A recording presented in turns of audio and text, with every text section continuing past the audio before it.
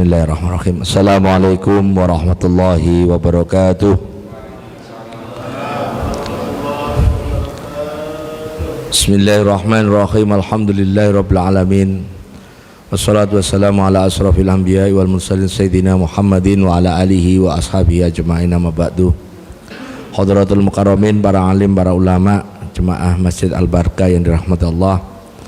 Alhamdulillah kita bisa ketemu lagi di bulan Syawal ini, dan tak lupa saya mengucapkan mohon maaf lahir batin, taqabbalallahu minna wa minkum, kullu amin wa antum bi khair. Mudah-mudahan Allah panjangkan umur kita bisa ketemu Ramadan yang akan datang. Amin ya rabbal alamin.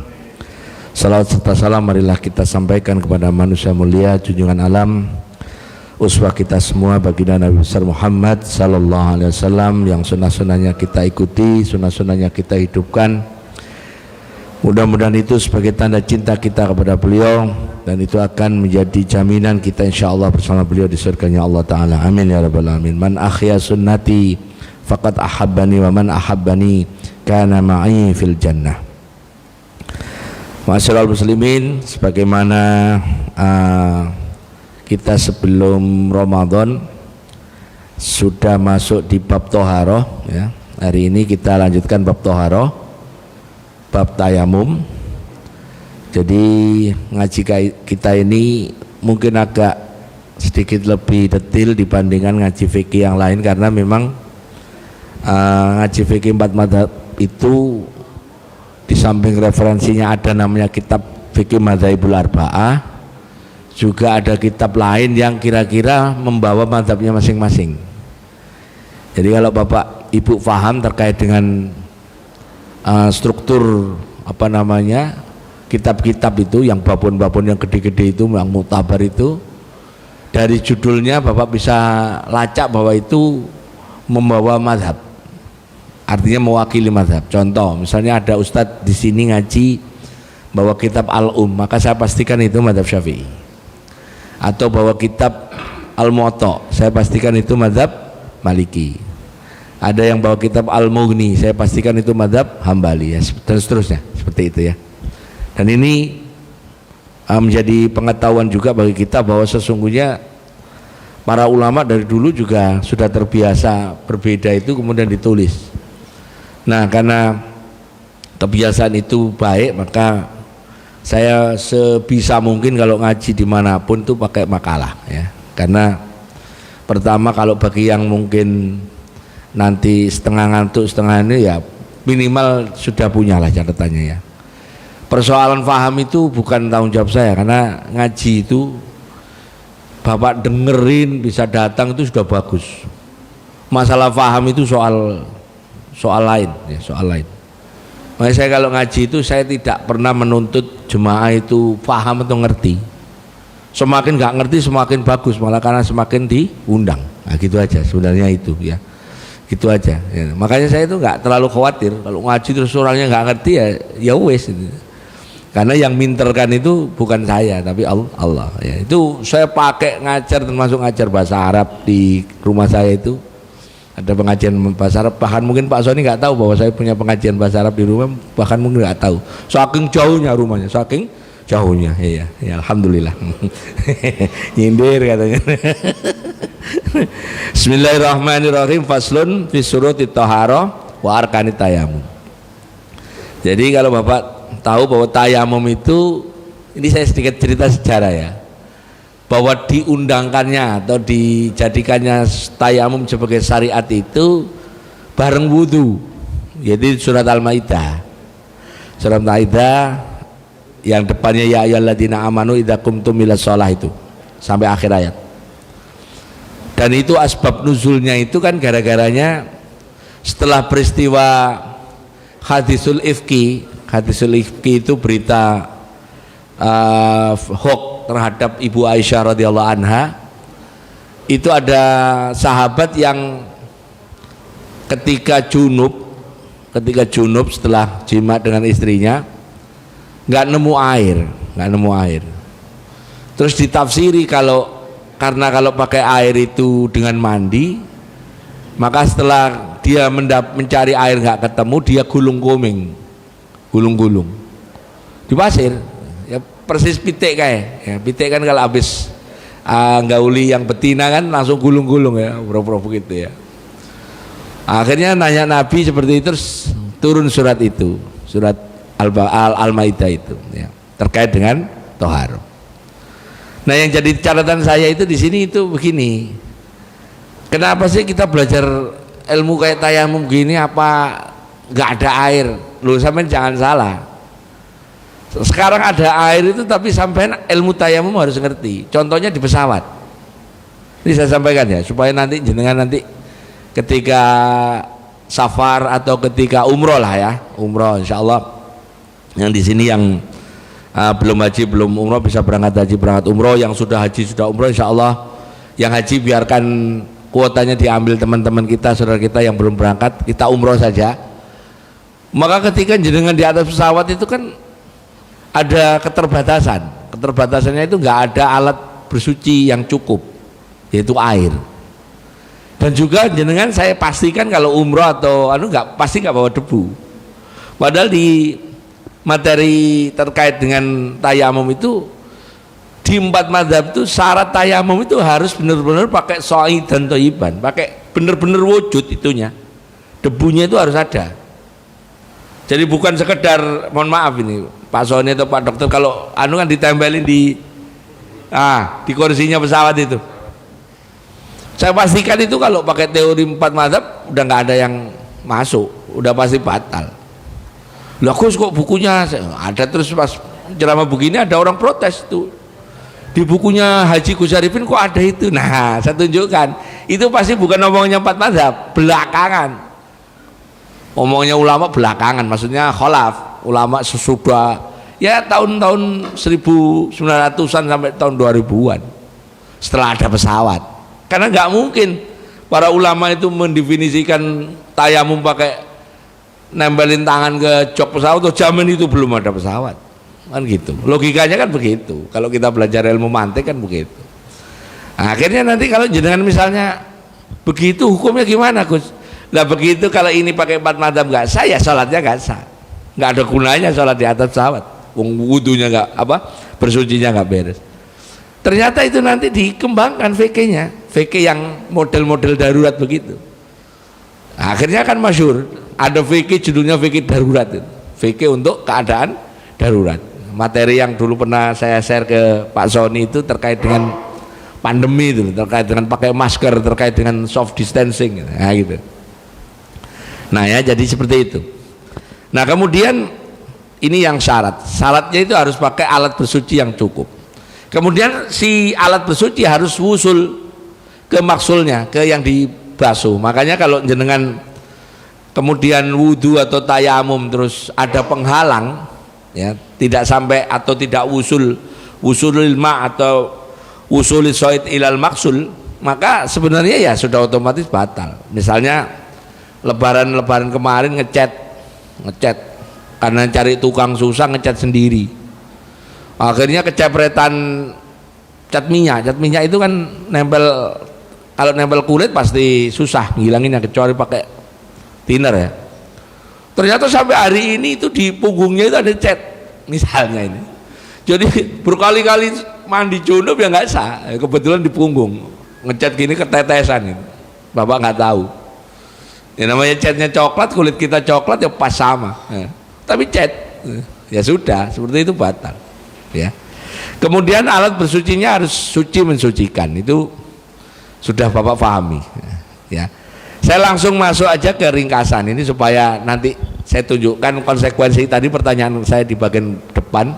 Bagaimana kalau kita di pesawat kemudian tayamumnya nggak sesuai dengan kaidah tayamum, nggak sesuai dengan fikihnya tayamum, hukum sholat kita bagaimana? Apakah kalau turun nanti di kodok, atau kita nggak usah sholat di pesawat, pokoknya nanti aja besok sekalian di kodok misalnya gitu.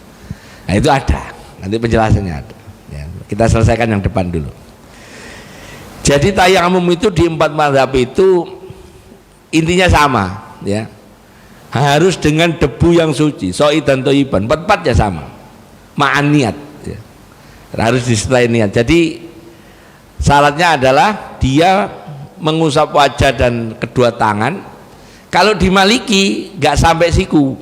Ya, kalau di Maliki nggak sampai siku, cukup di pergelangan tangan. Makanya saya kalau ngajari manasik umroh maupun manasik haji, itu saya punya prosedur. Bapak bisa cek yang pernah umroh sama saya. Pasti saya suruh bawa sapu tangan. Saya suruh bawa sapu tangan, terus saya suruh cari debu. Cari debu. Di mana debu yang paling banyak itu di ini langit-langit. Orang Jawa nyebutnya pian, ya. Biasanya di pojokan itu ada manhole, buka pakai senter. Kalau biasanya ada tai-tai cecek atau tekek gitu dibersihin, disapu. Sapu tangannya tempelin, palak. Wak ini sudah nempel semua debunya, dilipat. Masukin tas umrohnya itu. Tas umrohnya masukin, kopinya dah datang ya. Terima kasih ya. Begitu terbang seret, masuk waktunya sholat, meja makan yang di depan saya buka cetek, dibuka pletek, taruh pelak gitu. Udah bener, nanti tayamum, tempel niat tayamum, nawaitu tayamum lil istibahati sholah lillahi ta'ala. Cet, muka dulu. Kalau pakai Maliki cukup di sini. Nah, gini aja. Enggak usah pakai siku. Sudah, terus sholat. Sholatnya pakai duduk. Udah enggak apa-apa. Dari bener-bener pakai debu. Empat mazhabnya pakai debu, wujud debunya. Sampai yakin enggak bahwa yang di jok itu ada debunya? Itu tiap hari di vakum. Ya. Nah, terus gimana Gus? Selama ini saya kalau bepergian atau bahkan umroh haji kemarin mutawif saya boleh, ya nggak apa-apa. Hukum orang nggak tahu kan nggak apa-apa. Ya. Artinya enakan nggak tahu. Nah, sekarang malah tahu, malah sebenarnya enakan kan sudah berkali-kali saya sampaikan. Enakan nggak ngaji sebenarnya, enakan nggak ngaji. Semakin nggak tahu semakin nyaman. Cuman nanti besok akhirat repot. Kenapa nggak ngaji ya gitu ya. Nah itu hampir semuanya sama, pakai niat, debunya harus wujud debu ya. Itu langsung ke, saya suka pakai ini karena ini cara hafal yang paling gampang. Jadi rukun tayamum itu ya, coba bapak sama, dua dzorbatain, dua tepukan. Tepukan pertama ke muka, blok satu, blok yang kedua ke tangan. Khusus yang sampai siku, banyak orang yang nggak tahu. Ini misalnya saya umroh pakai baju haji itu biasanya rata-rata tangan panjang. Jadi kalau yang dimaksud tadi niatnya itu, nah niatnya itu bukan seperti wudhu ya. Kalau wudhu kan, ini kan madhab Syafi'i yang kita dulu ngomong. Kalau wudhu kan nawaitul wudhu alirafil hadasil asghari lillahi ta'ala. Kalau tayamum bukan nawaitu tayamum lirafil hadasi, bukan. Nawaitu tayamum lil istibahati sholat lillahi ta'ala. Saya niat tayamum supaya boleh sholat. Karena rumusnya tayamum itu sebenarnya alat bersuci pengganti, pemain cadangan, pengganti saja. Yang aslinya memang kita bersuci pakai air. Karena nggak ada air maka jadi boleh pakai debu. Makanya tayamum ini punya keterbatasan, hanya untuk satu kali sholat fardu. Ya, dan boleh sholat sunnah di waktunya. Begitu pindah sholat fardunya, pindah waktu, misalnya duhur tayamum, terus belum kentut, belum batal, masuk asar ya tayamum lagi. Beda dengan wudhu, bapak duhur wudhu, belum tayamum, belum batal, masuk asar masih boleh sholat asar. Ternyata belum batal, kuat pokoknya, gak pipis, gak kentut, masuk maghrib, ya gak usah wudhu, kuat lagi.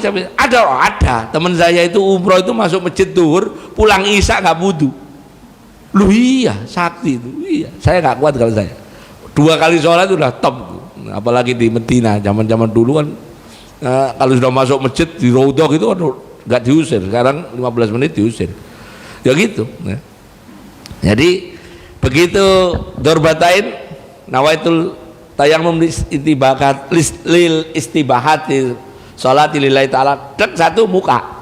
Batasnya muka sama dengan batasnya wudhu, yaitu daerah yang tidak ditumbuhi rambut. Cuman kalau tayamum nggak perlu kumur-kumur, nggak perlu kumur, ambil debu terus, nggak usah, itu mah kuda lumping ya, nggak usah.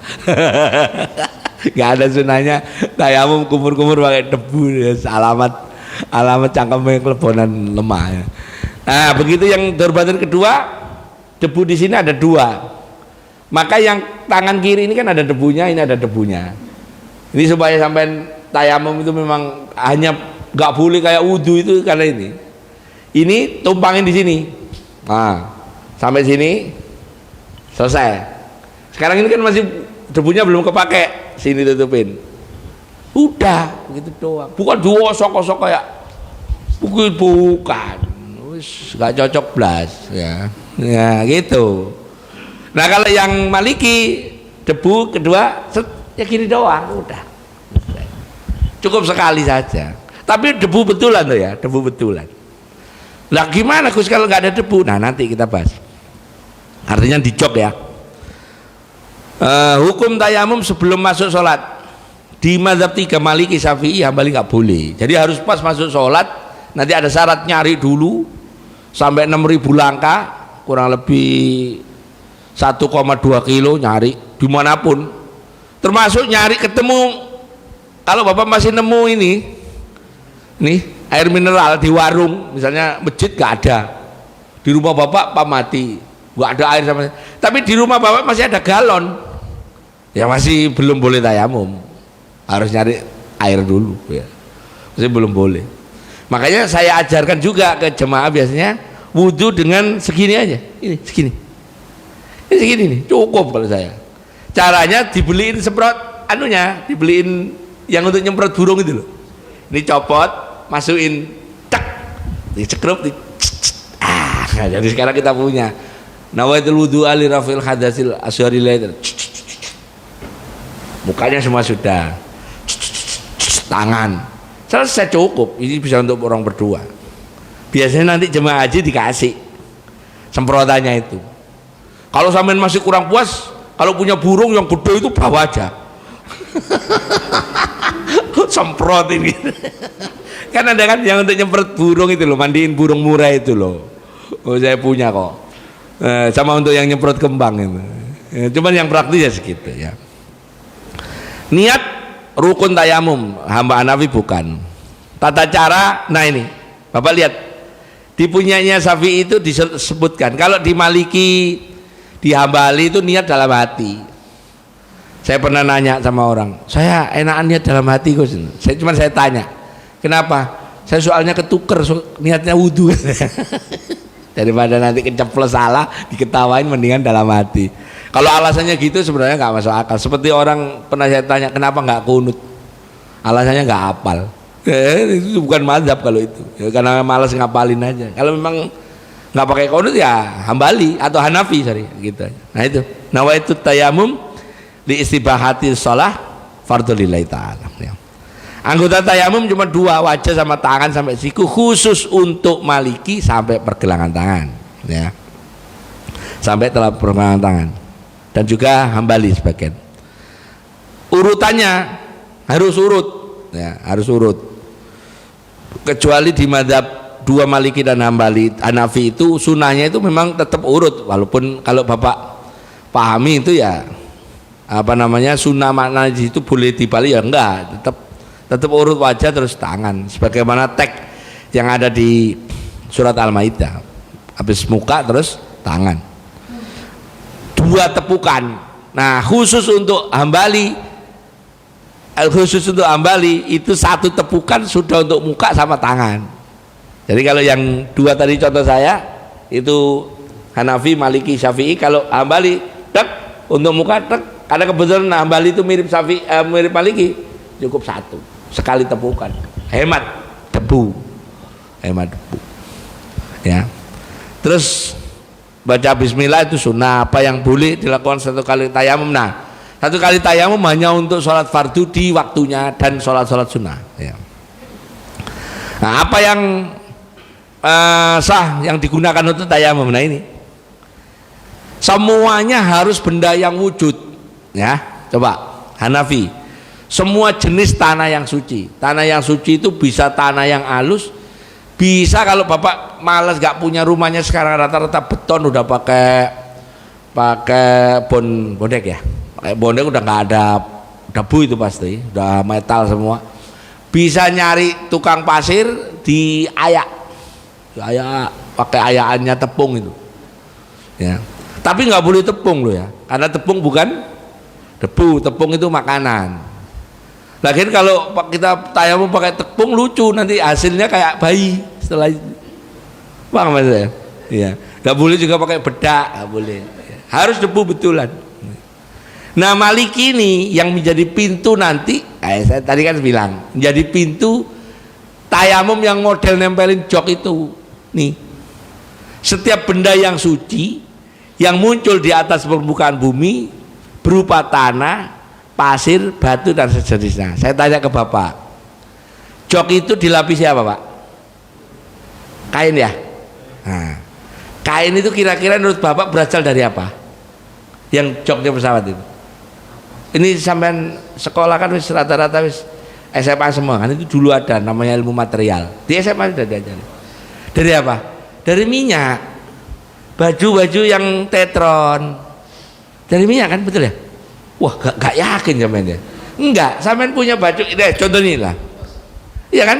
Dari minyak nanti terus dijadikan polimer, monomer jadikan polimer, polimer jadikan benang, benang jadikan kain. Kan gitu ya? Kainnya macam-macam, ada yang kain untuk baju, ada yang untuk karpet, ada yang untuk jok pesawat. Kira-kira minyak itu atau apapun dari dalam bumi enggak? Dari dalam bumi, berarti apa saja yang muncul ke atas permukaan bumi. Bedanya kalau yang minyak disedot pakai tambang, ditambang terus dipisahkan antara yang jadi aftur, jadikan turbo apa wes macam-macam. Terakhir aspal itu paling bawah, bahasa Inggrisnya aspal pakai ASPHALT, tapi itu aslinya kalau saya baca asfal. Mana ayatnya? Innal munafiqina fi darkil asfali minan nar. Orang munafik itu di aspal, bagian paling aspal, paling bawah. Paham ya Ben? Nah itu cara ngapalin begitu, ngaji satu kena semua, belajar aspal. Maunya karena yang paling bawah hitam, saking kotornya, saking itu simbol juga yang neraka yang paling bawah hitam, gelap. Nah itu nanti dipakai seakan-akan benda yang muncul dari bumi, termasuk keramik. Keramik itu dari mana? Dari bumi. Apalagi tembok dari bumi. Apa tembok unsurnya? Bata, pasir, ya, semen, cat dari bumi enggak? Kan dari bumi tadi, cat dari minyak. Udah. Nah cuman sepakat, cuman bendanya harus wujud. Ini waktu itu ditafsiri zaman itu ya memang benar-benar tanah, bukan polimer seperti itu. Polimer kan sekarang, nafsiri sekarang. Ini kitabnya Imam Maliki pendapat ini kan munculnya zaman itu, bukan zaman sekarang. Nah gitu ya. Cuma nanti ada hukumnya lagi, nanti di bagian bawah tak jelasin. Hukum tayamum untuk bersuci dari najis tidak boleh. Jadi kalau sampai najis, rumusnya masih ingat ya, najis itu harus hilang 3, hilang warnanya, hilang baunya, hilang rasanya. Jadi kalau dengan debu itu bisa hilang 3-nya nggak apa-apa. Ya misalnya Bapak kena telek, usek-usek pakai pasir masih bau, ya udah nggak bisa berarti. Tapi kalau dengan debu, bahkan sampai ngelupas kulitnya, ya malah masalah, nggak boleh. Makanya ulama zaman dulu nyuci najis pakai dengan cara tayamum enggak. Jadi artinya pekerjaannya itu beda. Kalau mau bersuci, bersihkan dulu najisnya baru bersuci. Nah ini yang penting nomor 12. Sebelum tayamum cari dulu air. Kalau masih selama di warung atau di rumah masih ada air, ya nggak boleh tayamum. Saya tanya Bapak, di pesawat itu ada air nggak? Ada. Ada, pasti ada. Makanya prosedur saya 2, kalau nggak bawa debu ya bawa semprotan. Ya, cuma saya karena nafsirinya utuh, akhirnya masuk kamar mandi. Kamar mandinya keluar kan baru dipencet. Akhirnya dia kan itu ada yang untuk cuci gigi itu, gosok gigi kan ada ditarik. Isi wudu di bawah. Akhirnya ceneh semua ke lantainya pesawat sampai bleber keluar. Karena keluar pramugarinya marah-marah. Yang dipanggil siapa? Kepala rombongan. Nah, makanya kadang-kadang ada jemaah yang begitu juga ngerepotin. Repot. Akhirnya ditulisin, jemaah mohon tidak menggunakan air di lantai toilet pesawat. Ditulisin pakai spidol gitu. Malu. Saya kayaknya ada fotonya itu. Malu. Ya udah ini. Ya caranya wudu ya sampai ya jangan dibuang ke kayak di sini ya di wastafelnya itu. Hukum orang yang lupa bahwa dia bawa air terus tayamum. Jadi ceritanya di kantongnya, di tasnya ada air, nyari air nggak ketemu untuk wudu. Sudah 1000 berapa tuh? 1 mil 1600 meter radius atau 2 mil atau 6000 langkah kalau Syafi'i. Sudah ketemu, sholat. Begitu sholat selesai, tas rasulnya taruh depan sholat, kelihatan tutupnya, lu ada air. Maka nah ini dia kalau di Hanafi langsung udah selesai, baru tahu belakangan. Kalau di Maliki harus kodok. Harus kodok maknanya kalau masih di waktunya ya diulangi, kayak pendapatnya Syafi'i sama Hambali. Kalau Syafi'i begitu tahu ada air, apa namanya, langsung diulangi. Sama dengan jenengan tayamum. Sudah tayamum, sudah nyari air, syarat yang pertama nyari tayamum. Begitu selesai sholat, assalamualaikum warahmatullahi wabarakatuh, assalamualaikum warahmatullahi wabarakatuh, hujan, maka sholatnya batal, harus ngulang. Kalau mazhab Maliki, Syafi'i dan Hambali. Kalau anak Hambali terus. Dari sini nanti saya bisa petakan mazhab yang paling ringan terkait toharo dan terkait sholat cuma satu, Hambali. Hambali itu udah nggak pakai kunut. Ya, kemudian kalau wudu dengan alat bersuci yang kurang kayak di pesawat itu nggak perlu ngulang. Ini dasarnya. Jadi besok Bapak kalau misalnya di pesawat, Bapak harus talfik. Harus talfik. Caranya talfik begini. Nih, lihat. Caranya tayamum. Hambali, Hanafi kan sini ya, yang paling sana ya, yang paling sana. Jadi harus pakai Hanafi semua dari ujung ke ujung, ya. Karena nanti ketika Hanafi menggunakan tata cara tayamum yang boleh tempelin pakai kejok pesawat, ya, maka sampai begitu mendarat ya sudah selesai, gugur sholatnya yang tadi. Misalnya perjalanan 9 jam ke Jeddah atau ke Amir Muhammad Airport di Medina. Begitu di sana ada 2 kali sholat, yaitu duhur sama asar misalnya, maka sampai sana ya sudah nggak perlu sholat lagi kalau pakai Hanafi, ya. Syaratnya sampai pindahnya harus semuanya, ya, semuanya ikut Hanafi. Itu namanya pindah mazhab talab. Pindah mazhab yang model gini boleh karena ada kepentingannya ya darurat tadi. Tapi kalau sampai iseng-iseng kadang Hanafi kadang Maliki, ya jangan. Itu namanya mazhab hibrid, nyari enak tok, ya nggak boleh, ya. Nah kemudian hukum orang yang lupa terhadap junubnya dan tayamum karena satu hadas. Jadi kalau dia itu malam itu junub, kemudian dia itu belum tayamum, tapi tayamumnya tadi untuk sholat, itu yang dimaksud, ya. Maka tadi tayamumnya nggak cukup. Sebenarnya junubnya tadi harus ditayamumi dulu terus tayamum lagi, ya. Itu ya caranya jawab ini. Hukum orang yang junub ketika hanya mendapatkan air yang cukup hanya sebagian badannya. Ya, kalau hanya ada air dikit, kalau aturannya kalau wudhu cukup segini 0,6 ya. Ini 0,600 ml. Ya, 0,6 itu kan 1 mut ya. Berarti kali 4 botol ini untuk mandi. Apa cukup? Cukup. Sampai udah pernah mandi pakai 4 botol ini? Ya caranya pakai hadis di Imam Muslim, Imam Bukhari. Begitu junub nemu cuma 4 botol. Yang pertama taruh di sini dulu, terus diusek-usek kepala sampai rata semua kepalanya. Sudah, masih ada sisa dikit, siramkan sebelah kanan, gosok sampai rata dari sini sampai kaki. Ambil botol yang kedua, siram yang kiri, ambil yang kiri. Botol ketiga siramin keseluruhannya, masih kurang cukup, botol keempat cukup. Tapi tetap nggak bisa pakai sampo.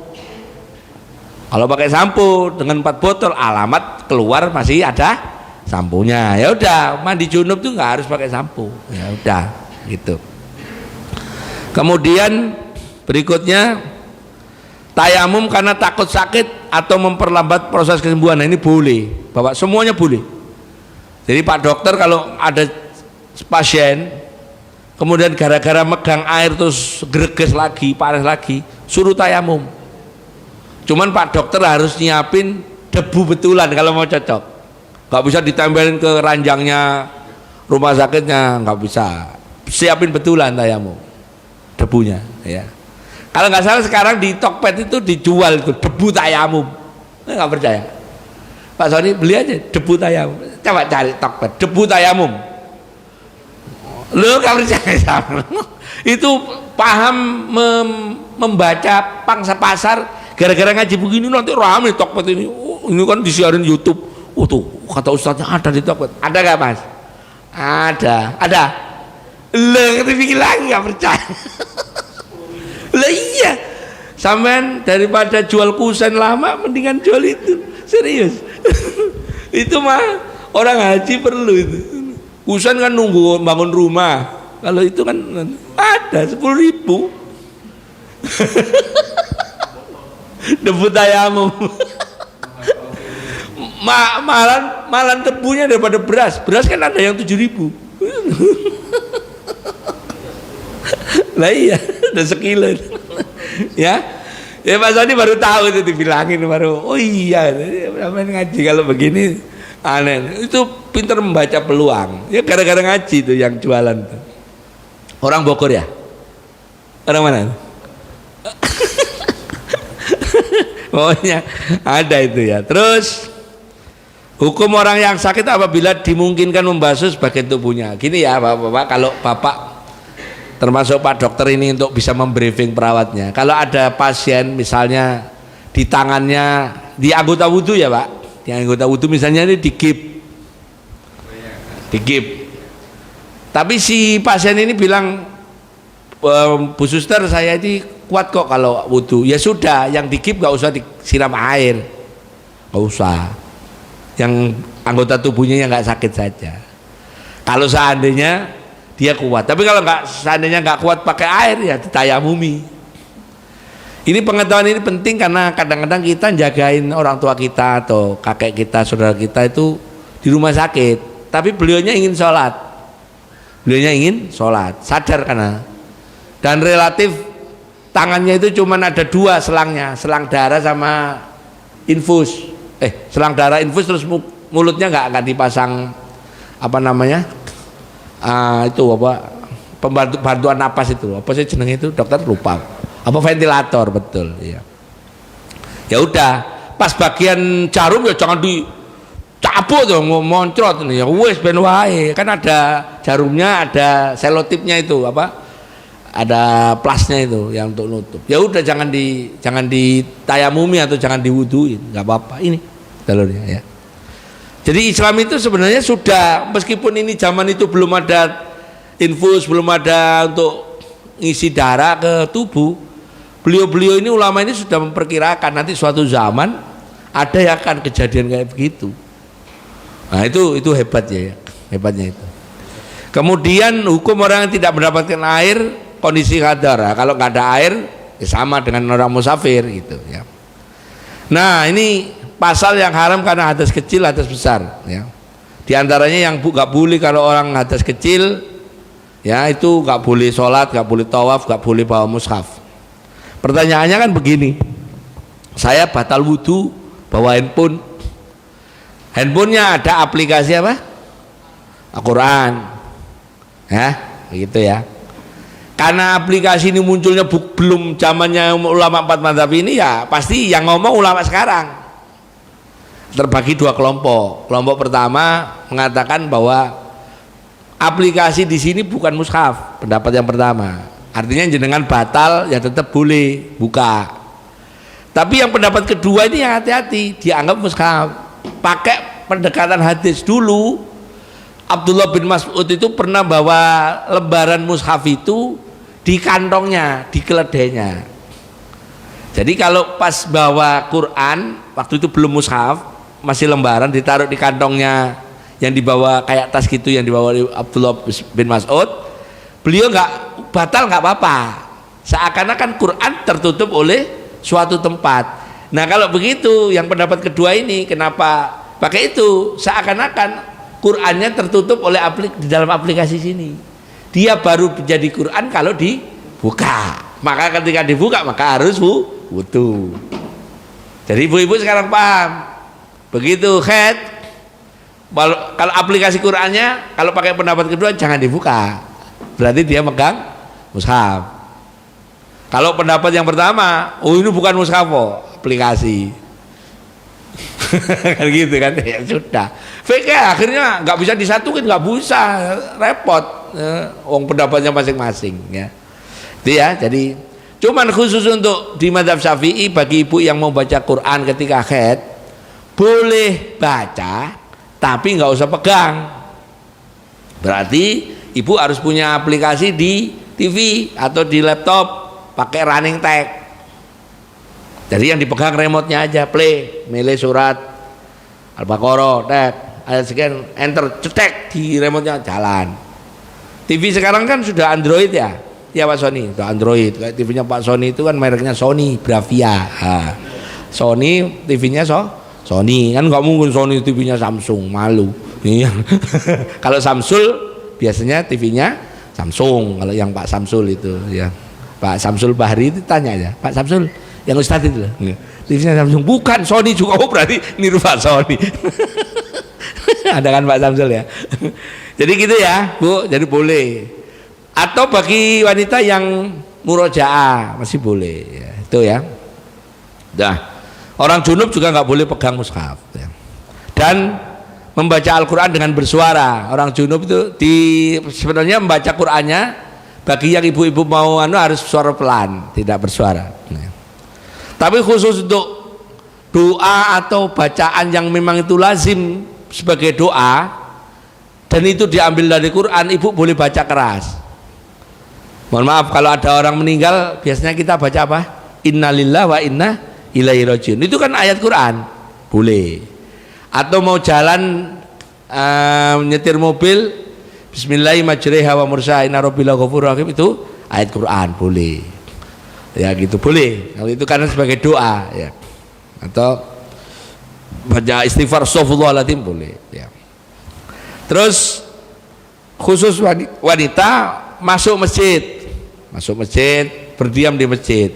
Dulu konteksnya zaman itu wanita kenapa nggak boleh ke masjid itu takutnya brodol terus ngotori masjid.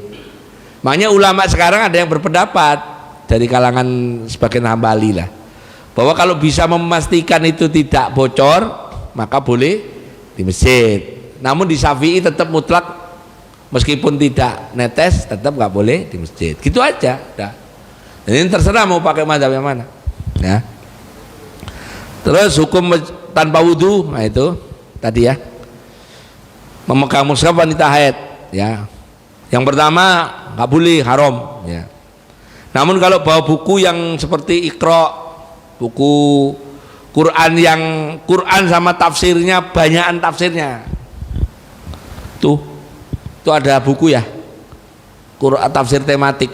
Itu kan ada ayat Qurannya. Tapi tulisan tafsirnya lebih banyak ya. Enggak apa-apa.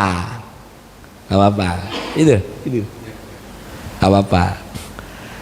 Dulu yang dipakai yai saya untuk jelasin ini tafsir Jalalain. Tafsir Jalalain itu yang asli kan ada Arabnya, ada tafsirnya.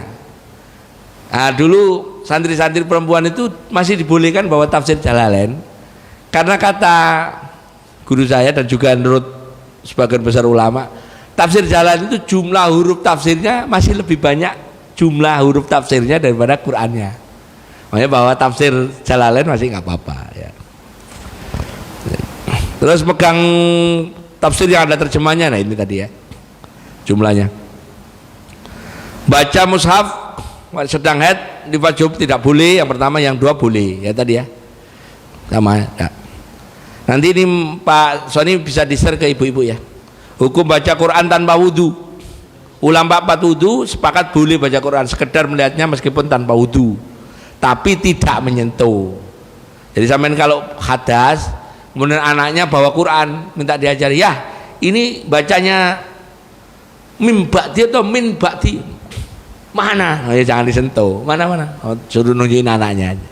Bapak lagi soalnya lagi hadas kecil ya. Terus kalau begitu jangan juga kalau gak nyentuh. Kenapa gak nyentuh? Bapak junub. Junub itu apa? Lah, nanti anaknya malah nanya. Ya nggak apa-apa kalau anaknya udah gede. Kalau anakku junub itu apa sih ya?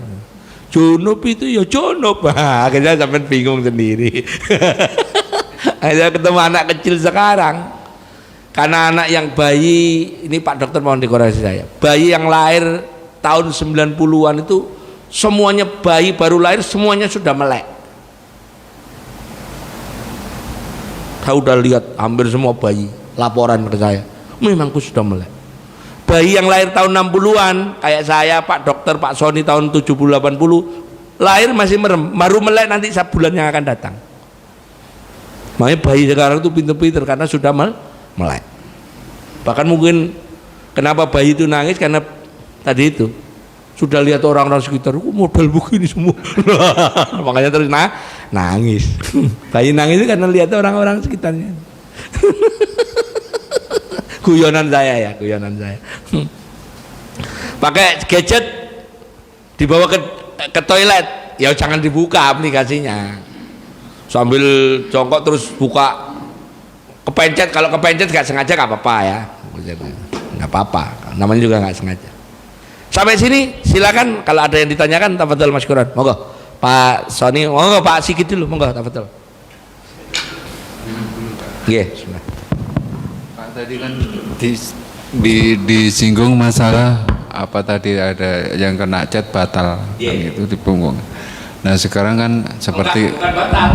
Kalau kena cat Bapak wudhu berarti wudhunya tidak sah. Kalau batal itu setelah sah terus batal, kalau tidak sah itu belum. Nah sekarang kalau umpamanya coblosan nih tinta atau orang di tato gitu kan nggak bisa hilang itu Pak, ya. Itu gimana? Nah saya ngomong tato dulu, di bab tato nanti saya akan bahas ya, nanti di materi ini nanti akan kita jawab tanya jawab terkait dengan tato. Di mazhab Syafi'i khususnya tato itu memang benda yang tidak tembus air, artinya waterproof ya. Sehingga kalau orang punya tato itu kenapa hampir semua 4 mazhab mengharamkan itu karena resiko itu, karena tidak sahnya atau tidak wusulnya alat suci ke maksul. Maksul itu tempat atau anggota badan yang kita sucikan. Nah misalnya, tapi saya yakin lah, hakul yakin kalau orang yang sudah ngaji fikih nggak akan pasang tato. Paham maksud saya? Orang yang sudah ngaji kayak Pak Dokter, Pak Sony, Pak Miftah ini pasti sekarang aku iseng-iseng Pak bayar gambar tato, gambarin kucing misalnya nggak akan, karena dia tahu kalau pasang tato seperti pendapat Pak Sigit pasti alat suci tidak ada sampai ke tempat anggota bersuci. Biasanya orang bertato dulunya karena memang nggak ngaji atau memang ya dulu nggak ngerti bahwa tato itu bisa menghalangi sampainya alat suci ke yang akan disuci. Nah sekarang ceritanya kan sudah bertato, terus kalau bahasanya orang sekarang hijrah kan gitu kan. Bagaimana? Di mazhab Syafi'i malah diginiin. Kalau seandainya bisa dihilangin, tapi kalau dihilangin malah cacat, malah nggak usah. Dihilangin malah cacat, misalnya terus kan lumayan 1,5 kilo itu ditaruh di lengannya, kebetulan gemuk kayak saya, terus diminta tolong Pak Dokter diiris, kan lumayan itu di stick 1,5 kilo itu.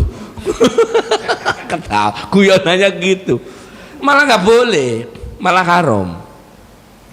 Nah ini saya cerita aja, dulu saya pernah bawa jemaah, ada tatonya di sebelah kanan. Kalau sebelah kiri saya masih nggak khawatir, di sebelah kanan sini. Kenapa? Kalau waktu pakai ihram, waktu itiba kan yang kiri ditutup, ya kan? Jangan. Begitu mau di Medina sudah gelisah dia. Di Medina udah gelisahnya, Ustadz, mohon maaf Bang, saya ini punya tato. Pertanyaan saya bukan saya marahin nggak, sebelah mana? Sebelah kanan. Waduh, sebelah kanan. Yaudah, nanti kalau gitu pas tawaf nggak usah itiba. Karena tawaf dengan itiba itu hukumnya sunnah. Begini itu loh, ya kan? Ya. Jadi nanti biasa saja. Nah begitu. Cuma sudah, ayo sekarang turunkan. Bapak itu sudah tak kode, nggak usah. Dia diomelin sama jemaah saya, turunin. Tawaf begitu nggak sah. Bisikin saya, bener Tat? Enggak. Kenapa? Dia biar tertutup aibnya. Paham maksud saya? Iya. Jadi tetap waktu tawaf ya nggak diitiba, nggak dibuka yang kanan. Seandainya dia tato kiri, itiba, karena tetap tertutup. Begitu selesai, udah mau pulang, jemaah saya yang tadi ngomelin itu bilang, Ustadz saya mohon maaf banget kemarin saya marah. Ternyata maksudnya Bapak nyuruh Mas tadi itu nutupin. Iya. Nah baru ngerti dia. Ngaji itu nggak hanya soal teks fikih, tapi juga adab, akhlak, nutupin aib begitu. Karena tawaf itu nggak harus itiba loh ya. Saya ulang ya, nggak harus tiba, boleh begitu. Justru di haji ini saya lompat ke haji sebentar ya. Ada orang habis tawaf terdengar adzan apapun lah ya, terus sholat masih itiba, makruh. Saya ulangi, ada yang umroh nggak ini nanti? Sholat dengan itiba malah makruh. Sholat harus ditutupin semua. Tapi kalau tawaf tidak itiba nggak apa-apa. Ini banyak orang nggak mudeng. Jadi masih sholat tuh begini. Kejadian betulan, ini saya cerita aja karena saya romantisme haji itu paling senang saya ceritakan. Cuma saya itu kan macam-macam, kadang-kadang dari mana-mana. Sudah saya beritahu bahwa Bapak hanya tawaf saja yang sunnah itiba ya. Nanti setelah tawaf harus balik lagi, ditutup lagi di kayak gini ya. Gini lagi ya, gini lagi. Nah, udah. Terus dia masih itiba sholat. Ketemu jemaah Pakistan atau Bangladesh yang terkenal ngajinya begini kan ketat. Jadi waktu sudah takbir Allahu Akbar dijahil. Haram. Dan jemaah saya nggak ngerti haram apanya. Maksudnya haram itu paham ya jenengan ya? Maksudnya nggak boleh, bukan haram kayak kita minum bir atau bukan ya, nggak boleh. Setelah salam dia karena bahasanya nggak connect ya udah ngomong, Gus kenapa saya dibilang haram? Iya sambil sholat itu jangan ditiba maksudnya. Gitu ya. Oke silakan kalau ada yang tanya. Tadi udah ya. Ya jadi tato itu kalau sudah ada dari sebelum dia sadar ya nggak apa-apa. Seandainya dia bisa ngilangin, katanya di Tokped juga ada tuh obat untuk ngilangin tato. Asalnya. Bener, ada tuh. Kalau bisa dihilangin dihilangin. Kalau dihilangin malah mudorot untuk si pemilik tato, maka malah nggak boleh. Clear ya? Silakan kalau ada lagi, monggo. Jadi ini nanti insya Allah bulan depan kita ngaji yang masih lanjutan ini, tapi yang tanya jawab ya Bapak-bapak. Jadi atau bab kurban Pak Sony, Afwan mau bab kurban ya, karena mau kurban kita refreshment pakai kurban sehingga nanti pelaksanaan kurban di masjid ini. Mohon izin nanti kalau misalnya saya Sabtu ketiga depan jadi ke pondok, saya nanti tak kasih waktu slot yang kosong ya. Ya insya Allah saya ada wisuda wisuda di pondok itu hari Sabtu ketiga tanggal itu. Tapi nanti tak info lagi lah yang kosong ya, biar kita tetap bisa ngaji. Saya nggak enak dimarahin Pak Sony. Monggo silakan kalau ada. Monggo Mas Vita. Ya, Assalamualaikum warahmatullahi wabarakatuh. Ini kan mengaji dengan empat mazhab. Saya menemukan suatu hadis bahwa fanatisme atau asobiyah itu haram dilarang. Saya mau menanyakan apa bedanya kita mengikuti bermadzhab dengan atau ya, mohon penjelasan. Ya, jadi ini pertanyaan bagus. Jadi menunjukkan Pak Miftah itu walaupun sama yang kita dengar tapi dia dua langkah di depan. Sebenarnya di muqaddimahnya kitab-kitab Madzhabul Arba'ah itu bahwa mazhab itu sebenarnya boleh pindah itu sudah dijelaskan dalam keadaan tertentu. Artinya kalau sesuatu itu boleh pindah pasti bukan fanatisme. Tadi kan saya sampaikan kalau jenengan mau sholatnya sah ketika naik pesawat dengan alat suci yang terbatas ya pindah aja Hanafi, pasti nggak fanatis. Kenapa di mazhab itu harus tetap megangi satu? Alasannya bukan fanatisme loh. Alasannya karena kalau mazhab itu dicampur batal. Itu aja alasannya. Contoh ya.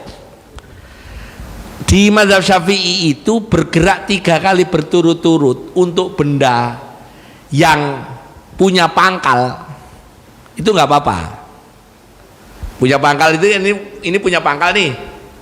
Nah, begini itu nggak apa-apa, ya, nggak apa-apa. Tapi kalau bergerak pangkalnya ikut batal. Makanya di kitab Fathul Mu'in itu masyhur. Ini agak jorok tapi ada. Ketika sholat adiknya itu naik turun. Yang bawah itu loh. Itu nggak batal. Cuman lucu. Orang kok sholat gerak-gerak itu misalnya. Itu di santri sering tuh itu masih nggak apa-apa. Tapi begitu orang itu sering gerakannya itu melebihi batas meskipun pangkalnya nggak bergerak itu bisa batal. Makanya ketika Syafi'i itu berhadapan dengan mazhab Hambali yang gerak-gerak harik, maka Syafi'i kalau bapak campur batal. Sampai sholat nganut Syafi'i cirinya kunut begini batal. Jadi bukan karena fanatisme, karena di Syafi'i itu batal. Contoh lagi wudhu cara Syafi'i nyenggol istri sengaja atau tidak sengaja batal. Terus bapak campur dengan Maliki yang nggak batal ya nggak boleh. Jadi bukan asobia, ya bedanya di situ aja.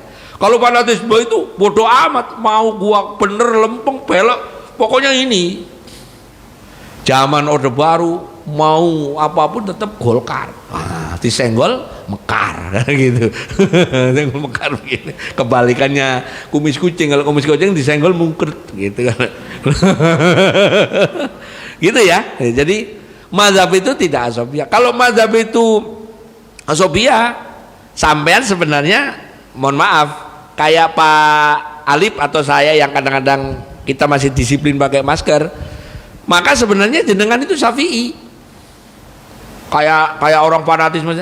Padahal kalau itu mazhab Hanafi yang tadi saya bilang pakai masker begini sujud batal. Karena hidungnya nggak nempel tempat sujud.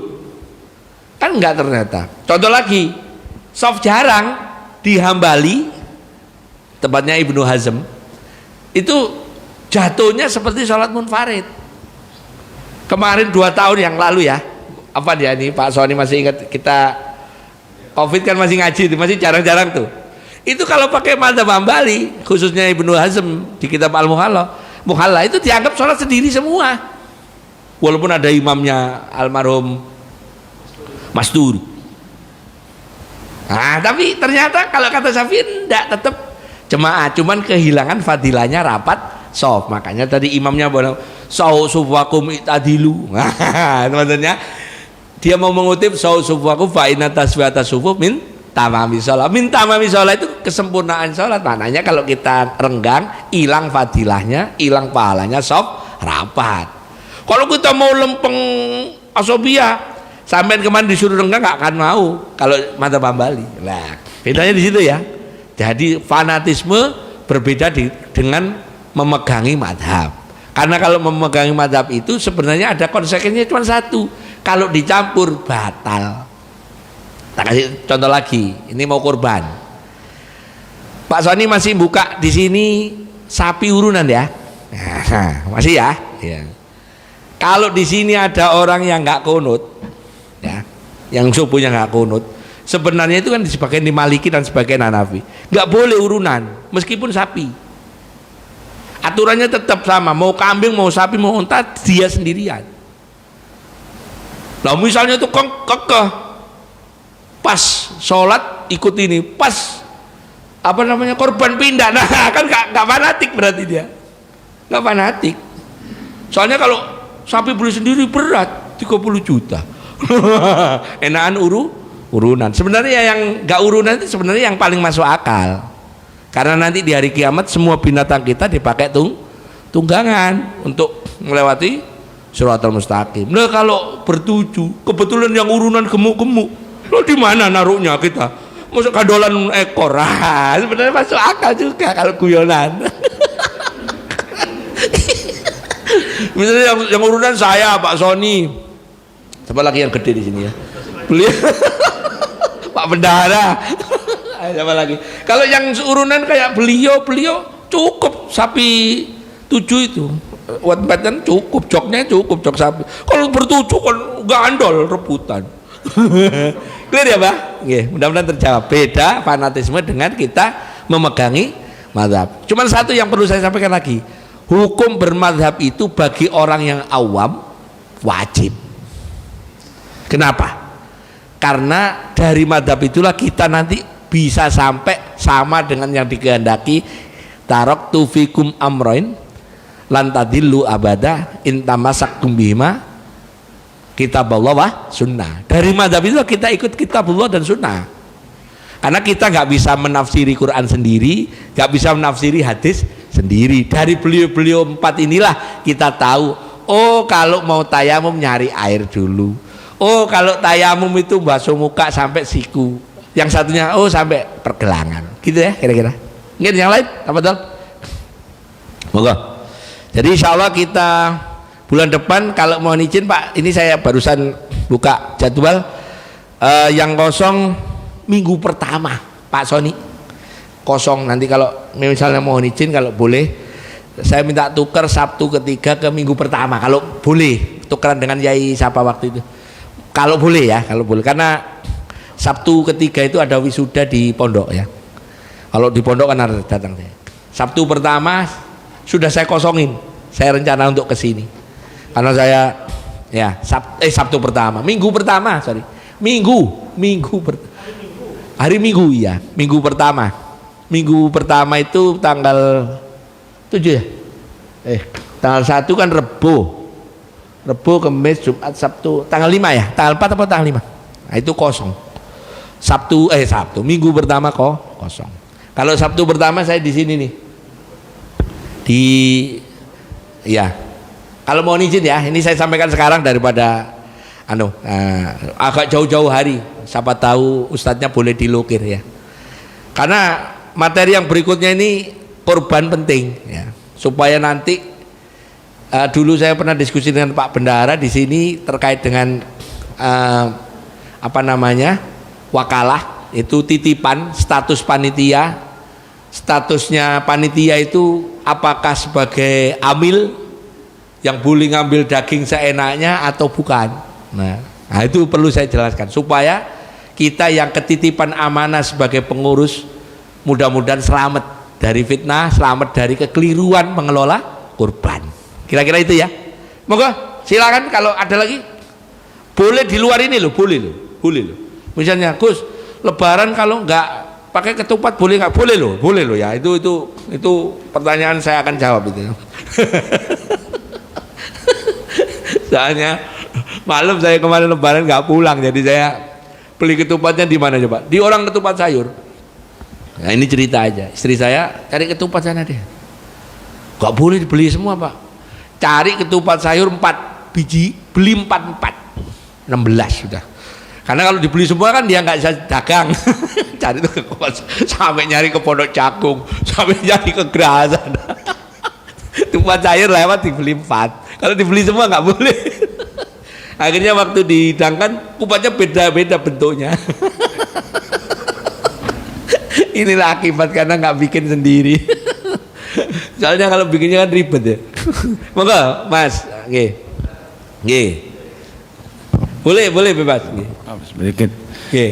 Makasih. Nggih. Ustadz, ini kalau bulan puasa ya, Nggih. itu kita banyak masjid. Azannya beda-beda kadang-kadang. Terawihnya beda-beda. Bukan, maksudnya kan kita Adzannya beda-beda. ya maksudnya takut batal kan kalau Oh, beliau sudah baca materi Mak Son itu. kita megang yang mana nih azan beliau azan yang rupanya pertama, baca. azan yang kedua, Iya ya, adzan yang mana yang kita yang pegang? belakangan apa yang depan gitu. Makasih. Iya baik. Beliau masih ingat kaidah gini. Berbuka mengira sudah maghrib, masih makan mengira belum adzan subuh. Itu kaidahnya. Saya ulang ya. Berbuka mengira sudah adzan maghrib dan masih makan mengira masih belum adzan subuh. Maka hukum puasanya adalah wajib diqodho alias batal. Itu pertanyaannya beliau sebenarnya kaidah itu. Hukumnya begini, makanya mohon izin. Saya kemarin tegur, saya nggak sebut ya masjid mana, tapi saya kenal pengurusnya. Setiap dia adzan mesti duluan. Bapak bisa dengar di sini, kalau adzan ada yang duluan di sini. Ya, Bapak Pak Sani iseng-iseng dengerin aja. Ini kan nggak puasa. Bapak pegang pakai aplikasi, tolong handphonenya Bapak set pakai time world ya, kan bisa dipakai baca cemosnya dia ya Pak Alif ya, biar jam kita ini handphone ini sekarang ada ini lebih enak, biar kalau kita aplikasi apapun jamnya itu jam standar ya. Nah rumusnya begini, 1 menit itu butuh jarak sekitar 60 kilo kok 60 kilo 360 kilo 360 kilo itu Cirebon. Oh enggak gitu. Pokoknya gini, misalnya Jakarta Allahu Akbar di Pandeglang kan 100 kilo, itu pas hayya alal falah kurang lebih 1 menit ya. Kalau jenengan adzannya orang Al-Barkah ini Allahu Akbar ke hayya alal falah kurang lebih 1 menit ya. Ya kurang lebih lah ya. Jadi saya kalau lagi di Pandeglang, Pak Saad, kan kita harus berterima kasih pada Pak Saad ya. Pak Saad itu orang yang berjasa ketika puasa, makanya di TV itu saat adzan maghrib ya. Dan itu di seluruh Indonesia Pak Saad ini orang yang berjasa, namanya saat adzan maghrib. Jadi siapa yang adzan maghrib di TV? Pak Saad. Kalau nggak percaya kan sekarang diganti saatnya, Pak Saatnya adzan maghrib. Nah, jadi Allahu Akbar di TV, saya bilang sama anak-anak sama keluarga, jangan buka dulu, tunggu hayya alal falah. Nah yang jadi soal kita di sini itu sama dengan Jakarta, Jabodetabek. Sini sama, waktunya maghrib sekarang 17.48 ya. Bapak lagi puasa, ternyata ada masjid 17.47 sudah adzan ya. Dan bapak ini ceritanya nggak ngerti kebiasaannya orang itu risikonya bisa 2 menurut pendapat ulama. Bisa dianggap batal puasanya karena bapak ikut yang adzan pertama tanpa mengkonfirmasi mana yang benar. Bisa juga enggak, karena nggak tahu, karena hukum nggak tahu adalah tidak ada hukum. Tapi sebagai bentuk hati-hati, tolong Masjid Al-Barkah ini sebagai masjid jami, pastikan pastikan jam ini adalah jam yang benar, waktu sholatnya sudah terupdate secara ini otomatis atau di set mas? Otomatis itu di set. Jadi kalau bapak misalnya dengar adzan dan bapak sudah yakin Al-Barkah ini yang paling benar, begitu adzan maghrib terdengar pertama, bapak WA Pak Miftah, Pak Miftah udah maghrib belum, jangan buka, nanti kena aturan berbuka mengira sudah maghrib, masih makan mengira belum adzan subuh. Sebenarnya ada untungnya itu ada untungnya, ada kekurangan juga, 2 masalahnya. Jadi kalau adzan itu maghrib keduluan, kalau subuh duluan, jadi seakan-akan kita sudah prepare puasanya, tapi sebenarnya itu salah, memang waktunya. Jadi jenengan kalau kita yang dipakai patokan mana, yang patokan yang benar. Yang benar mana? yang waktunya paling benar. Makanya untuk hati-hati rata-rata dulu ada kaidah nunggu kira-kira sudah agak gelap. Walaupun ini aturan ini meniru tata caranya Yahudi. Yahudi itu berbuka puasa menunggu gelap. Menunggu gelap itu Yahudi. Kalau kita buka puasa adalah pas ghurubis syams. Kan teorinya min tulu'il fajri ila ghurubis syams. Terbitnya fajar itu ditandai dengan adzan subuh, ghurubis syams ditandai dengan adzan maghrib. Itu batasnya puasa. Jadi begitu adzan maghrib tek, itu apa namanya langsung boleh buka puasa.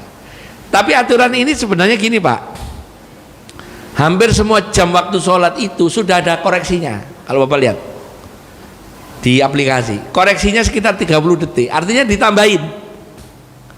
Artinya kalau sampai jenengan dengar adzan langsung buka, Pak insya Allah masih selamat kalau itu koreksinya dipakai. Berarti sebenarnya dia itu, sebenarnya kita yang adzan itu sebenarnya lambat 30 detik. Artinya seandainya ada adzan yang lebih awal 30 detik, sebenarnya sudah maghrib. Itu loh maksud saya ya. Cuman kalau aturannya Bapak terlalu jauh, misalnya masih belum maghrib dia sudah adzan, gara-gara mungkin rindu toa, adzan langsung kenceng, ya itu sudah jangan diikuti. Makanya rata-rata masjid itu punya tanggung jawab ketika Ramadan, apalagi itu dijadikan referensi, pastikan ini benar. Gitu ya Pak ya. Jadi kalau Bapak ikut yang awal delalah keliru, sebenarnya Bapak punya utang.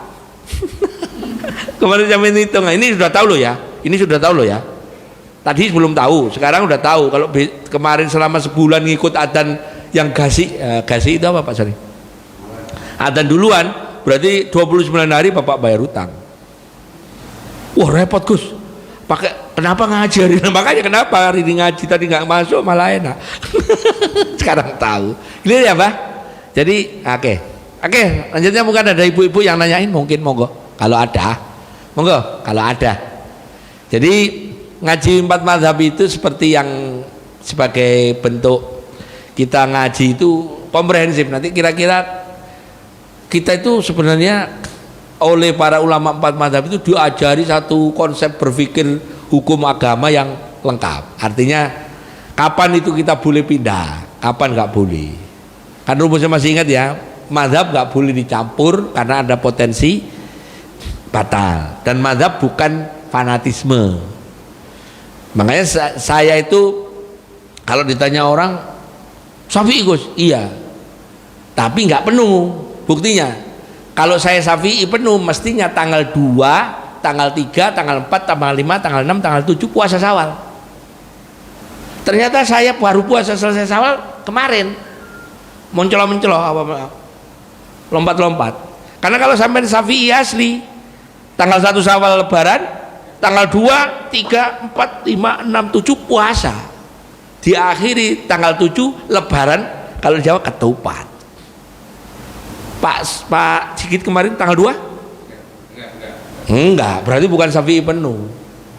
Makanya saya nggak berani. Aku tuh Syafi'i apaan? Puasa lompat-lompat. Gak mungkin. Pak dokter mungkin langsung tanggal 2? Enggak juga. Tamunya bawa makanan banyak. Yang neraktir kayak Pak Sony itu banyak sekali. Sayang. Makan pagi ditraktir di bubur sana, terus siangnya gratis semua, puasa eman-eman. Akhirnya nggak bisa Syafi'i penuh. Clear ya? Jadi kayak gitu boleh, nggak apa-apa, karena tidak satu qadiyah, Nanti ketika kita jelasin korban juga gitu loh Pak. Loh Gus gimana kalau nggak boleh urunan? Nah udah, kan korban walaupun Anda Syafi'i kan boleh urunan. Kalau yang Maliki ya pindah aja Syafi'i. Karena bukan satu qadiyah. Gitu ya. Jadi supaya nanti jenengan semua nggak fanatisme tadi, betul, justru boleh pindah. Ada lagi sebelum kita tutup? Ada? Kalau nggak ada cukup ya. Jadi insyaallah saya mohon konfirmasi Pak Dokter dan Pak Sony.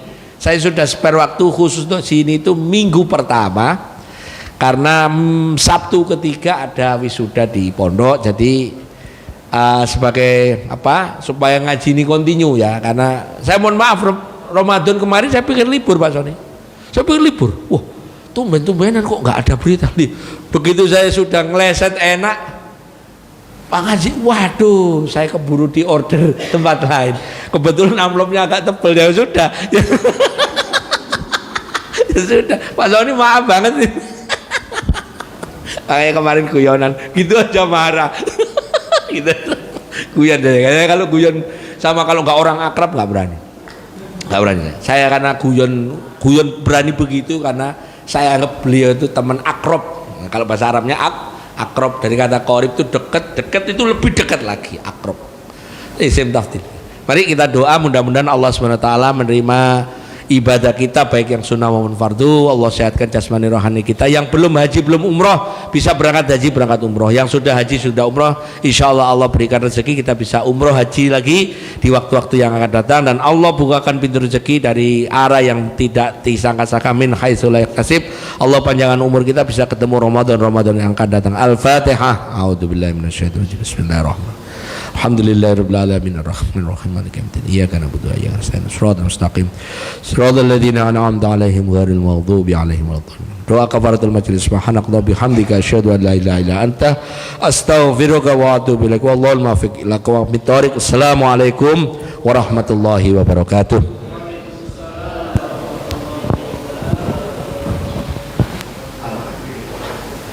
Ini baru ya tempat Quran.